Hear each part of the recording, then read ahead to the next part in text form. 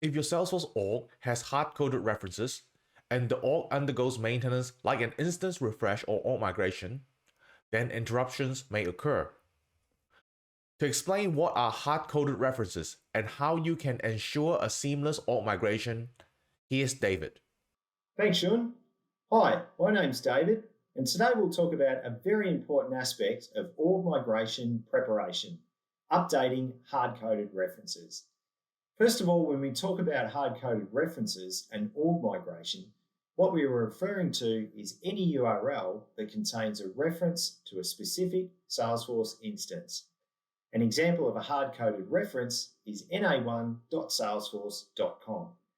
The na1 in this URL is referencing a specific instance of Salesforce, in this case, the North America 1 instance. So, why is this an issue for org migrations?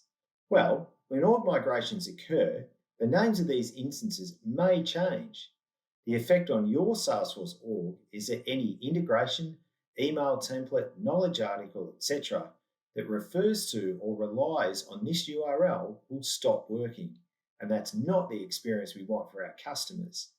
So how do we update URL references to avoid this? Well, there are two scenarios you need to cover when updating your URL references. The first are references to resources within your org, for example, an email template, and the second are external references to your org, such as another app calling a Salesforce API. First up, let's talk about updating references within your org. Any resource or record within your org can be reached using a relative reference. For example, let's say you have a mail template that refers to a case ID. Instead of using https na1.salesforce.com/case ID to reference the case, you can replace it with a simple relative reference, that is, /case ID. Don't worry, Salesforce will resolve all relative references within your org to ensure they always resolve to the correct location. Using relative references will ensure that all of your references work no matter what instance your org is migrated to. Next up, what about external references, where you need a URL reference to another org or an external application needs to refer to a resource within your org? In this case, a relative reference isn't going to work for you.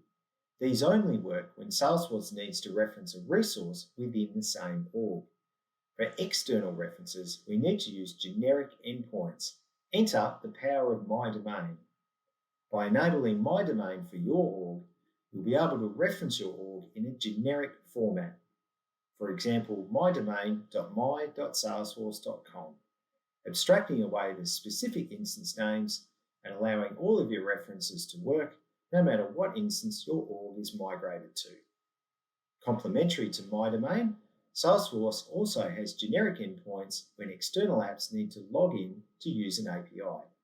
In these cases, simply use login.salesforce.com for production orgs and test.salesforce.com for your sandbox orgs.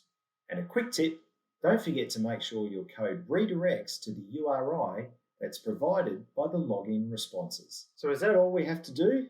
Almost. There are a couple of additional items to have on your checklist when you're finding and updating your hard-coded references. Use the Lightning Experience Readiness Check or Salesforce extensions in Visual Studio Code to help find those hard-coded references.